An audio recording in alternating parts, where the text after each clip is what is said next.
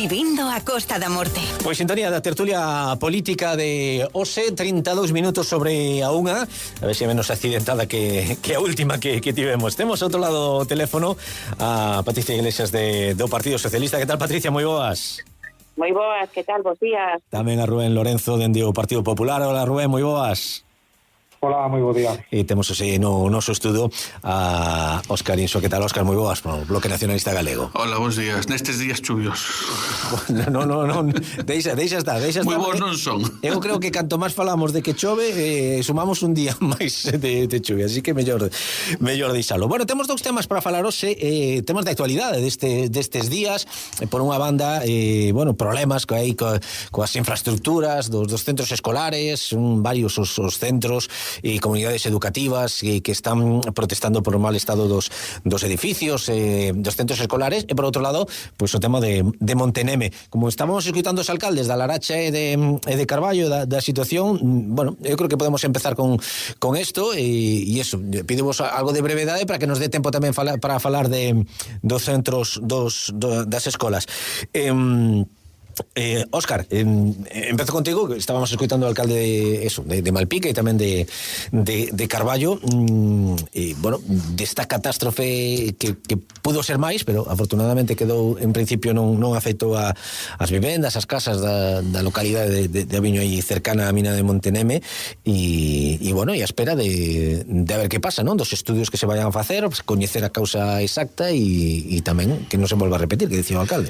Sí, o que pasa é que, bueno, é unha pena porque isto é unha auténtica irresponsabilidade, é dicir, por parte da Xunta de Galiza, non? Isto as medidas chegan tarde, porque levamos 14 anos esperando a que fajan algo, é dicir, isto non pasou de repente porque sí.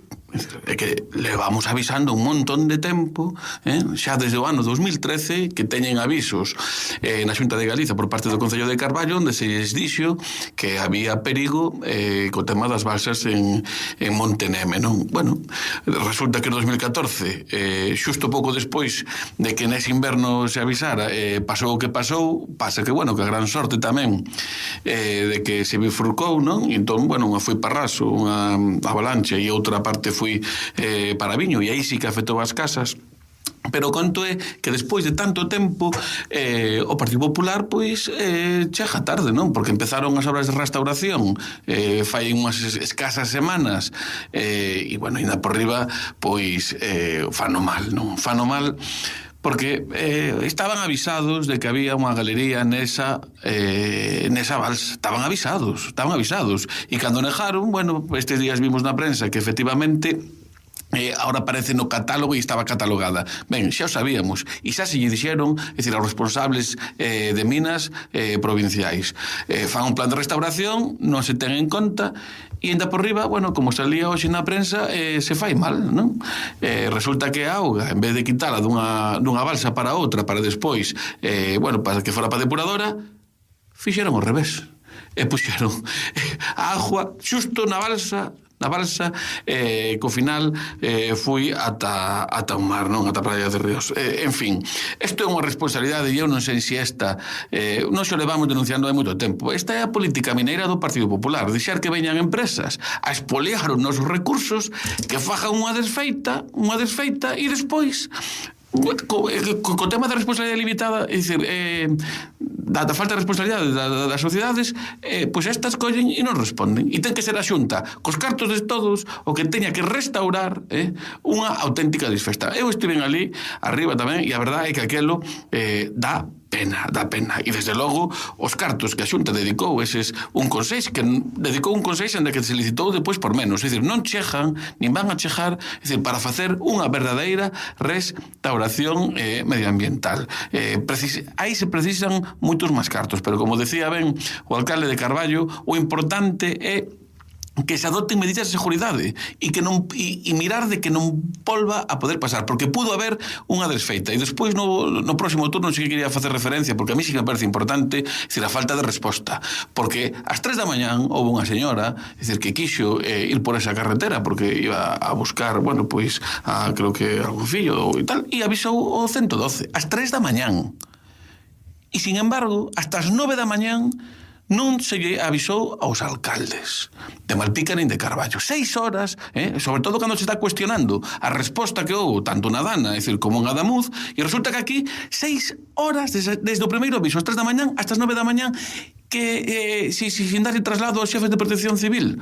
Home, a mí me parece unha auténtica irresponsabilidade, e que a Xunta ten que dar conta desta actuación, porque se chega a ver danos persoais, menos mal que non pasou nada, é dicir, estarían esperando que pasara por ali alguén, pois para declarar a zona de emerxencia. É dicir, é unha auténtica desfeita e responsabilidade por parte do Partido Popular, porque estaban avisados. Tema que vos pedides que se leve ao Parlamento, tamén o Partido Socialista. Patricia, non? Queredes que, falar do asunto e debatir no Parlamento? Sí, vaise debatir, a petición dos 3 grupos, unha pregunta urxente a Conselleira de Economía e Industria, que a titular, digamos, da Autoridade Mineira Galega. Está atribuída a Conselleira de Economía e Industria. Nos, as socialistas, entendemos que, unha crónica dun incidente que pasou anunciado, absolutamente previsible, e que responde á inacción da Autoridade Mineira Galega, da Consellería de Economía e Industria, en estos 12 anos, case 13, non? Que pasou un incidente de similares características, como se dicía por Óscar, e que realmente era previsible. Houve avisos, a veciñanza do Concello de Carballo, todo o mundo sabía que a situación, aparte podes pasar por ali, non? A situación de falta de selado de seguridade mineira, do tema de plan de restauración, que se dicía, non, que se licitara ese contrato por 1,6 millóns de euros, por certo, financiado polos fondos NES do Goberno de España, polo Goberno sanchista, non, como di o deputado do Partido Popular. Absoluta responsabilidade, sen ningún tipo de matices, da Consellería de Economía e Industria, da Autoridade Mineira, que non fixo absolutamente nada en labores de restauración e seguridade da mina do Monteneme, que é crónica dun incidente anunciado, que decía tamén Óscar, non pasou nada de milagre.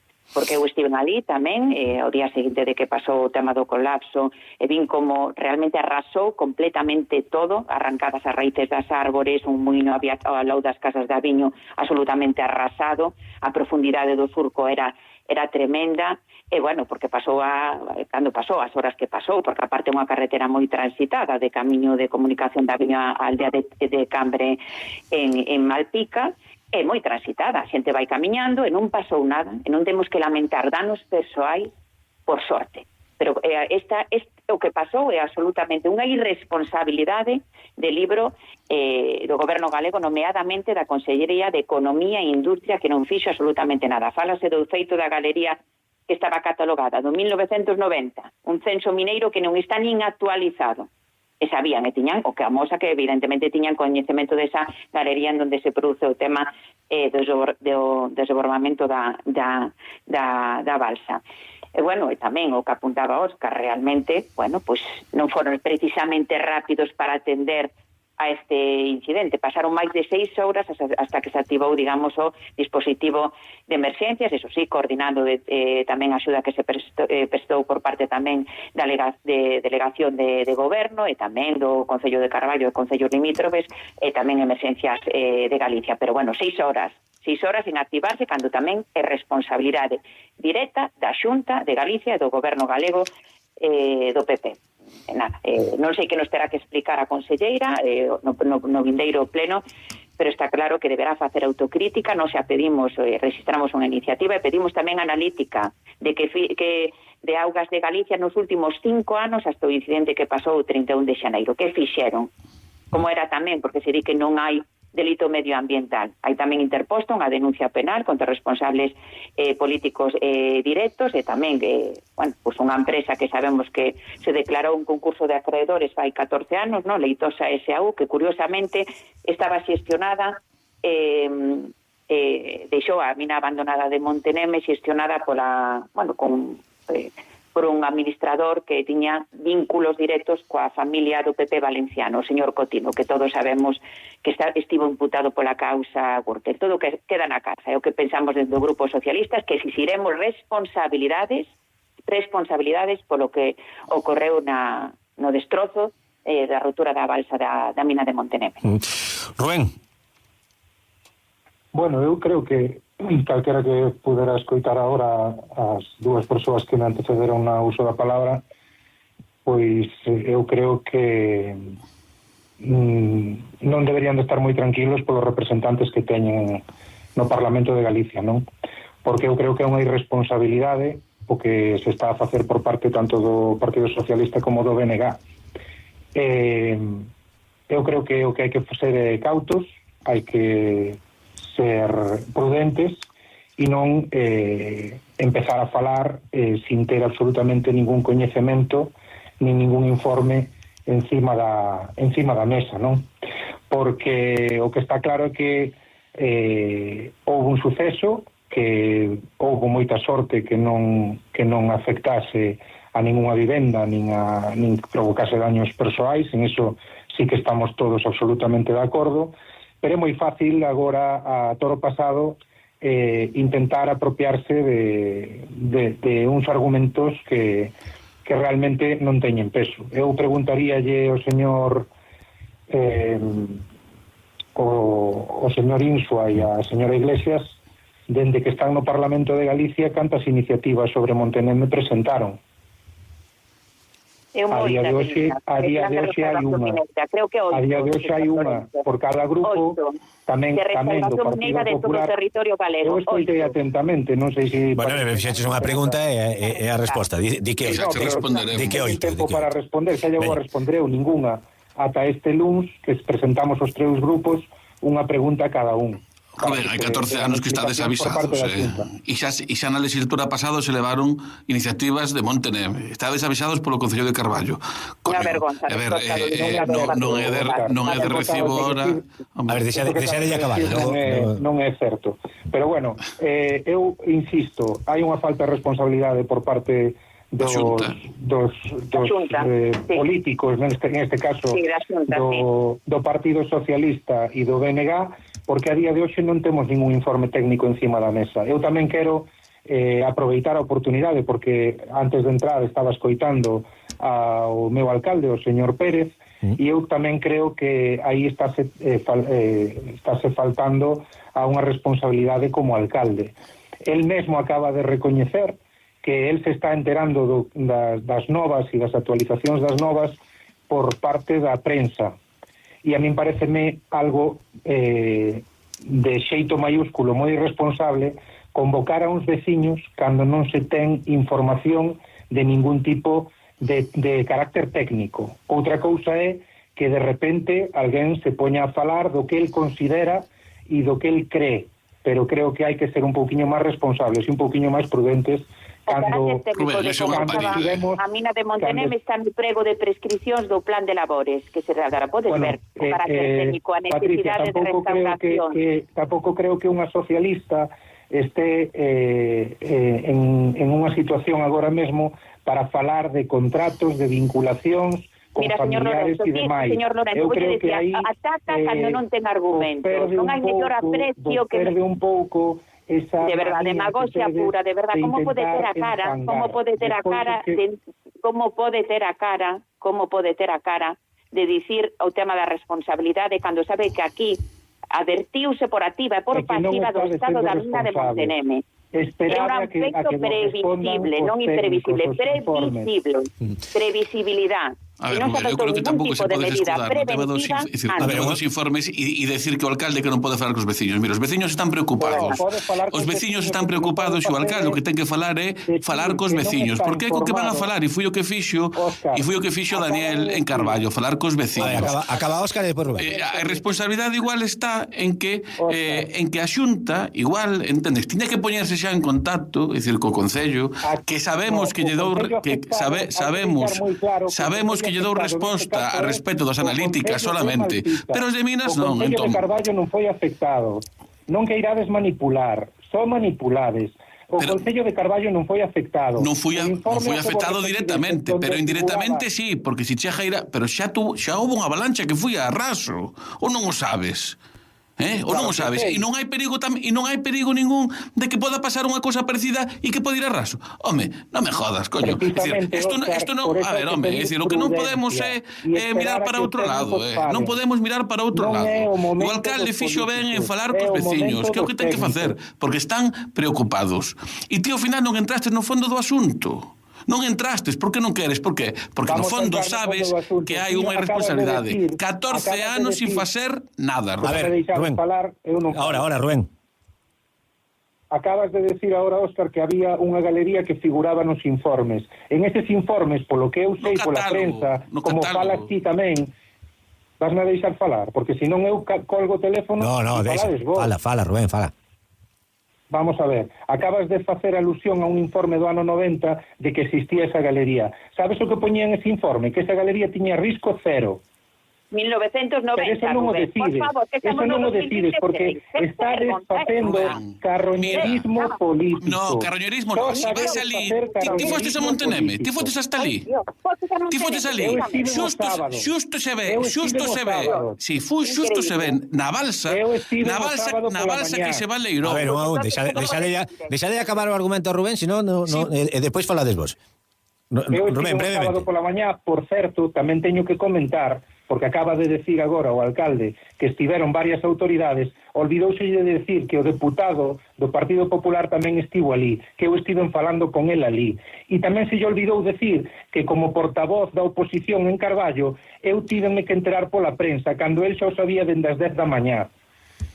Bueno, por eso que a responsabilidade brilla pola súa ausencia. Eu estiven ali, señor Insua, pero eu non pun a facer fotos como fixo a señora Iglesias e vostede mesmo. Eu non vou a facer fotos aos sitios, eu vou a ver de primeira man o que pasa. A ver, Rubén, deixamos agora a Patricia un momento. Patricia. A min chamoume o delegado de goberno. Non sei se a vostede, señor Lorenzo, deputado do Partido Popular, se chamou a conselleira Lorenzano, o alcalde de Malpica. Bueno, a min chamoume o delegado do goberno tan pronto foi a zona cero que a conselleira de Economía e Industria me trasladou o que veu aí. Por eso me trasladei o día seguinte a ver a zona. Eu digolle, nós, evidentemente, collo o guante no sentido de que se fagan pues, os estudios necesarios, técnicos, que xa se sabía como estaba a mina de Monteneme. Pero vamos a exixir, e non vamos a agotar o esforzo en exixir transparencia absoluta, prevención e responsabilidade da titular da Consellería de Economía e Industria, que é a titular da Autoridade Mineira Galega. Porque volvo a resaltar, este feito que sucedeu era absolutamente previsible e non son adoptaron medidas preventivas de seguridade mineira aquí en Monteneme, en moitas minas que están pasando por todo o territorio galego. E dicía do tema da mina de Monteneme, debo registrado 8 iniciativas exixindo a elaboración dun plan sectorial mineiro en Galicia, que non hai, é obligatorio desde o ano 2008. Patricia, sábelo perfectamente.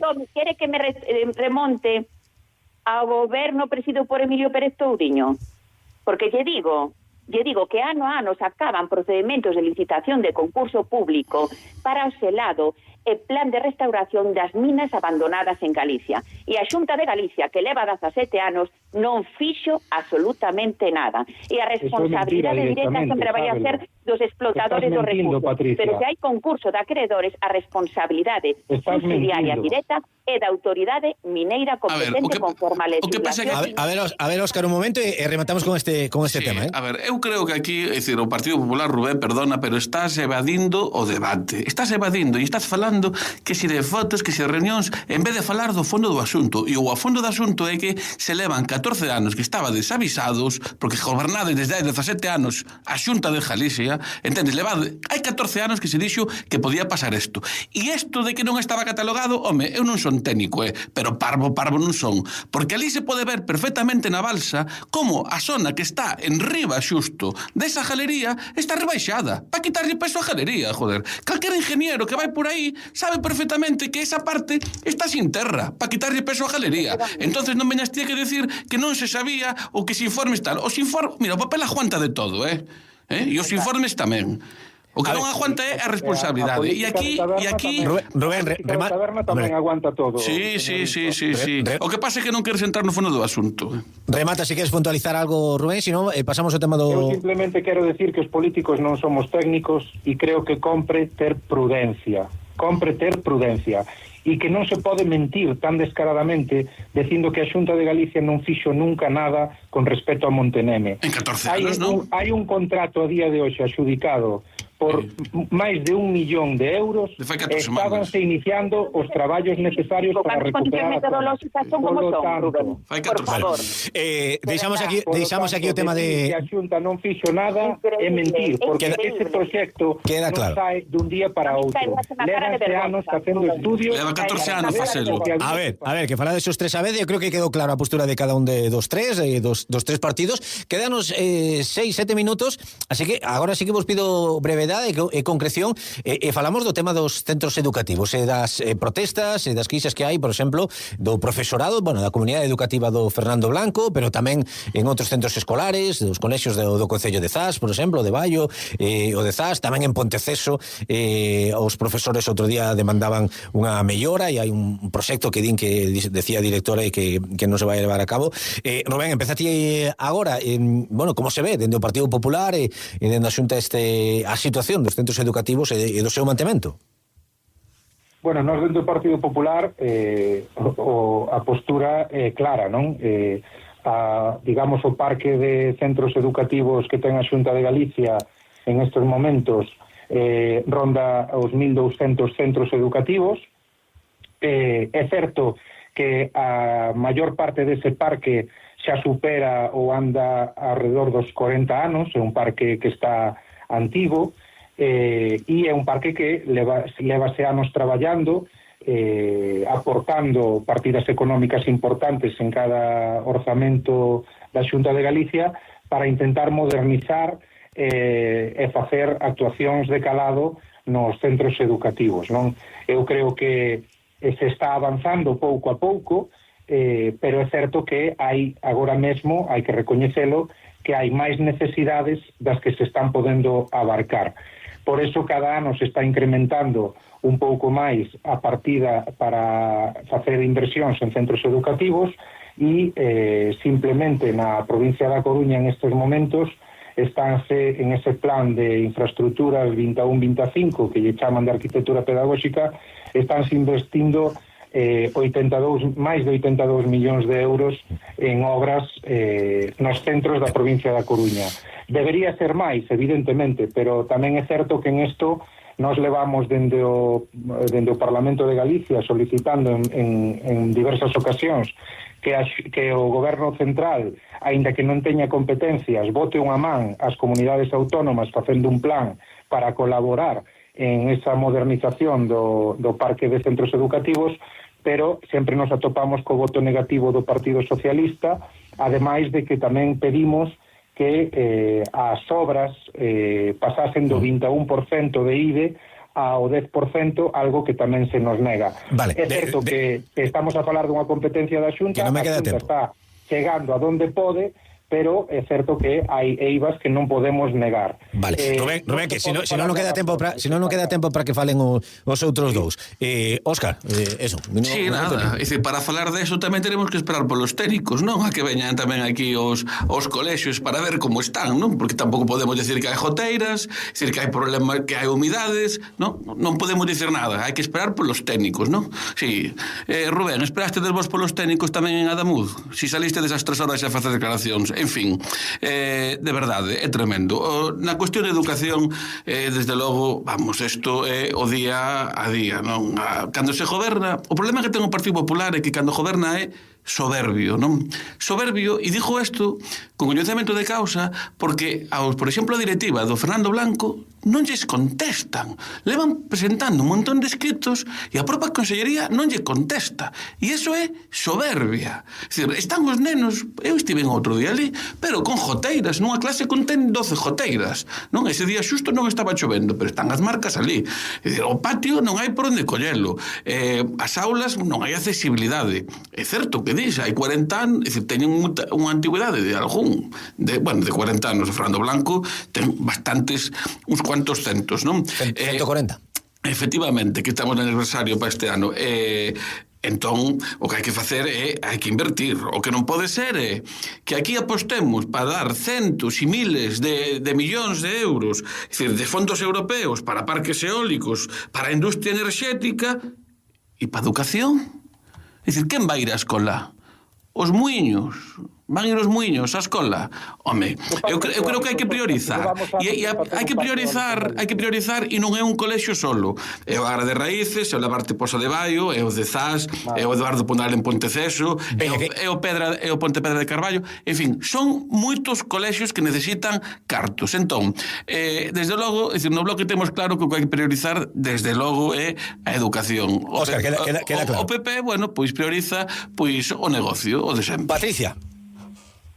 Bueno, lle doulle unha idea, o señor Lorenzo, que o mellor poden sacar para as infraestructuras dos colexios os 793 millóns de euros que vai implicar no 2026, no orzamento 2026, os agasallos fiscais que fai a Xunta de Galicia para os patrimonios e rendas máis altas. O mellor eso podería ser para rehabilitar e facer investimento nos colexios públicos galegos que se están a caer, absolutamente. Eu estive, xa sei que o señor Lorenzo non lle gusta que vai a visitar o territorio, pero estive o martes en Zas, estive no CPI de Zas e no Labarta Pose de Baio. É increíble o que vin. Os caense os teitos, goteiras, os nenos en unha situación de absoluta insalubridade. Eu non sei como os pais e nais non se poñen, de verdad, prácticamente, xa están protestando a comunidade educativa, o centro educativo, que, como di Óscar, absoluta soberbia, nin lle collen o teléfono. Eu supoño preguntarei este mércores ao señor Román, polos centros educativos, tanto do CPI de Zas como la Barta Pose, e preguntarei se ten pensado facer algún tipo de investimento na necesidade de reforma integral destes dous centros, porque o mellor tamén lle teño que pedir material para cascos, chubasqueiros e paraguas para os nenos. Porque eso é increíble como está a situación dos colexios, que moitos, teñen máis de 50 anos. É unha competencia, como dicía o señor Lorenzo, que eu si que o recoñeceu, competencia exclusiva da Xunta de Galicia. Nos pedimos un plan de infraestructuras dos centros educativos públicos que responda a criterios obxectivos, non convenios de concesión directa que aparecen de repente a concellos que están gobernados polo Partido Popular e aí onde fan as reformas. Rematamos. Eso que pedimos. Sí, no, pero realmente o que fai falta é, e remato, dicir, que a comunidade educativa e os pais e as nais que teñen os seus nenos, dicir, que se mobilicen, porque ao final o Partido Popular non entende outra cousa, dicir, ou nos mobilizamos entre todos aquí na Costa da Morte, ou senón non van a arreglar nada. Hai que marchar. Rubén, gracias. Óscar, gracias. Patricia, graciñas aos tres. Unha aperta, hasta logo. Hasta a próxima, chao. Hasta logo. 2 da tarde, rematamos, chegan os informativos.